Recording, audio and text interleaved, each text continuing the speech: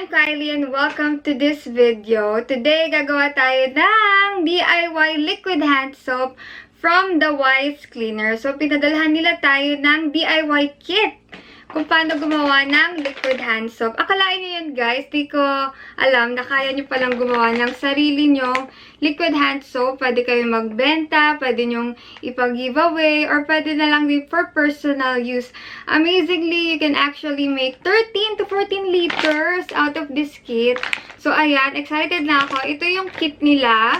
So, kompleto naman siya ng mga ingredients. Actually, first time ko pa encounter yung mga ingredients na to. So, i-unbox ko na rin at ipakita ko sa inyo. Meron din silang binigay na instructions on how we can make it. So, itong unang plastic may degreaser, foam booster, pearlizer. Ayan. So, magkasama sila sa isang supot. Tapos, yung isang supot naman may red colorant, EDTA, anti-bac glycerin. Ang alam ko lang yung glycerin, malambot siya sa skin. And strawberry scent. Oy, strawberry scent. So, mag-aamoy strawberry yung ating liquid hand soap. Wow, gusto ko yon. At dito, meron tayong salt and S-less. Ayan, S-less. So, kailangan natin siya gawin sa isang malaking timba. At yun yung gagawin natin ngayon. So, in 3, 2, 1. Lagyan ng 12 to 13 liters na tubig ang timba. Ihalo ang S-less gel.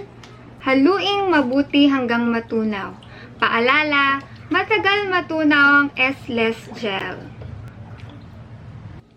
Pag tunaw na ang S-less gel, ihalo ang foam booster at degreaser. Haluin ng mabuti.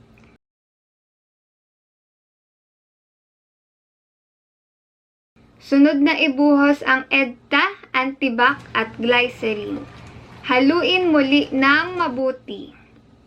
Sunod na ibuhos ang fixative scent at colorant.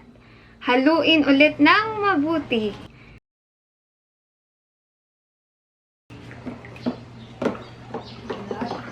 Dahan-dahan ibuhos ang salt at siguraduhin haluin ito ng mabagal at isang direksyon lamang hanggang sa matunaw lahat ng salt.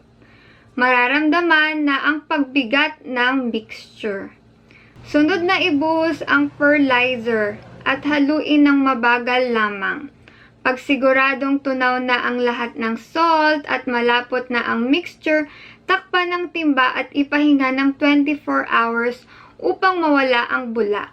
Matapos ng 24 hours, at wala na ang bula ng mixture, maaari nang isalin sa mga bote. Tada! So, this is our finished product, guys. This is our very own DIY liquid hand soap from the Kits of the Wise Cleaner. Ayan, napakamura lang nun. 260 pesos, guys. Parang pang 1 year supply na ng liquid hand soap ang magagawa mo.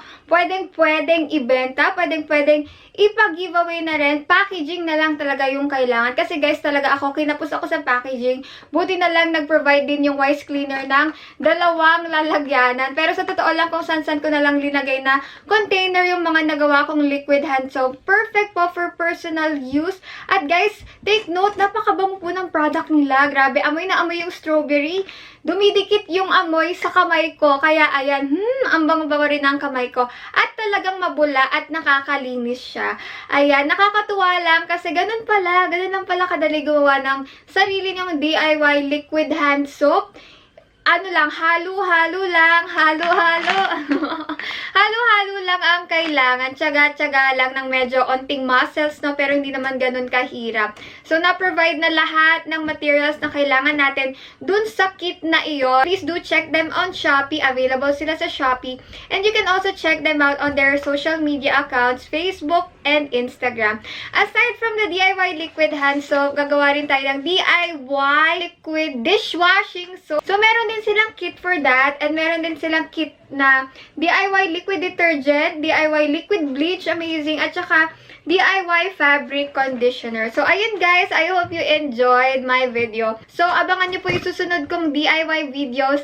Bye guys! Thank you guys for watching. Thank you, Wise Cleaner! Bye!